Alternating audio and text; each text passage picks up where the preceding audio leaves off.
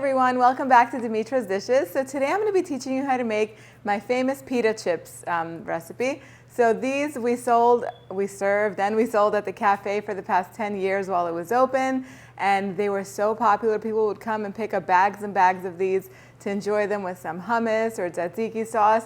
They're absolutely delicious. They're so simple. I've made these before for several recipes. I use them in my fattoush salad. The ingredients are so simple and you probably already have them at home. Let's go over them and then we're gonna get started. So we have here some pita bread. Use whatever pita bread you have. It could be whole wheat or white or a combination of both.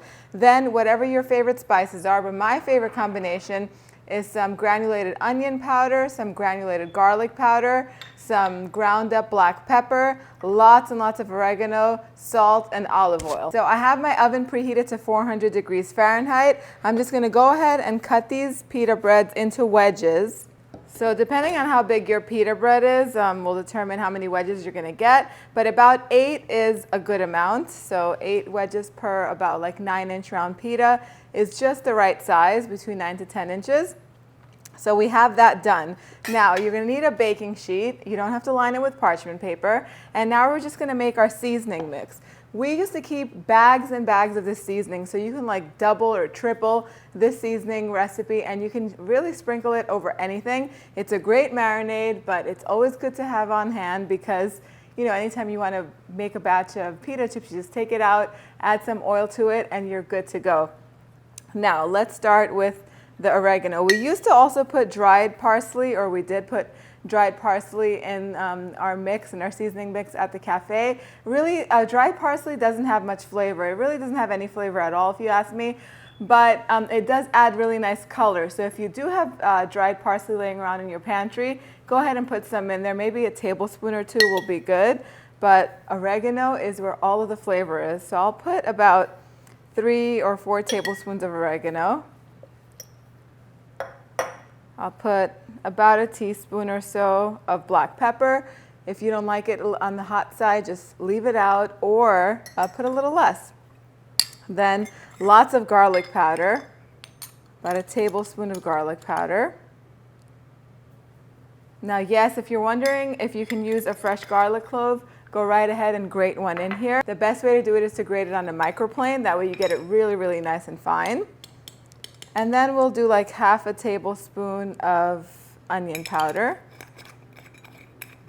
And that's it. This is your dry mix right here. I don't add salt inside of the mixture because I like to sprinkle it on top. That way I control it. And then, so simple, you just pour your olive oil over the top. Mix it all up. And need some more because you want to make it easy to spread, you know. You don't want it to be chunky herbs on top, you know. We want it to be a nice spreadable consistency. And there you have it. This marinade tastes amazing on chicken, excellent on fish, even on lamb. It actually tastes really good with a little squeeze of lemon juice on it. Delicious. So there you have it. The pita chip marinade is ready to go. What we're going to do is we're going to take, let me move it so that way you can see easily, 1 pita bread at a time, and we're going to brush it very generously. You want lots and lots of herbs on your pita bread. So you want to brush it very generously with the herbed oil mix, and we're going to keep going until they're all covered. If it starts to get a little thick, if it starts to get a little bit thick, you can go ahead and add some more olive oil into it. And that's it. Keep going until you're done with all of the pita chips. And you know what? Mine does look a little bit thick, so I am going to add a tiny bit more olive oil to it. And this never goes bad, you guys. You can store it in a jar if you have some extra left over and keep it in your pantry.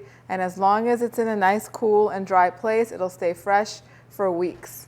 So I do have some herbed oil mixture left over, and I'm going to save it because I make these quite often. Now we're just going to sprinkle these generously with salt.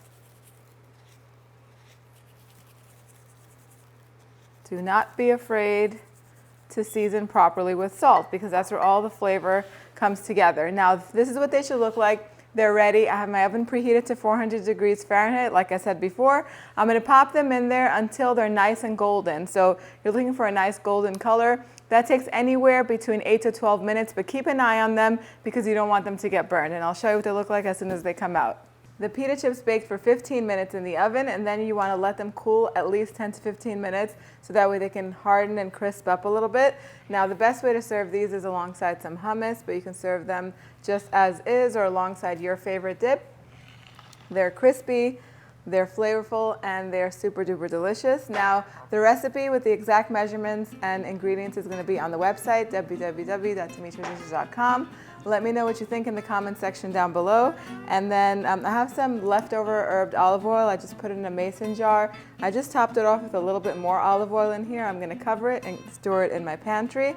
Thank you guys so much for spending time with me today. I'll see you all next time. Bye, everyone.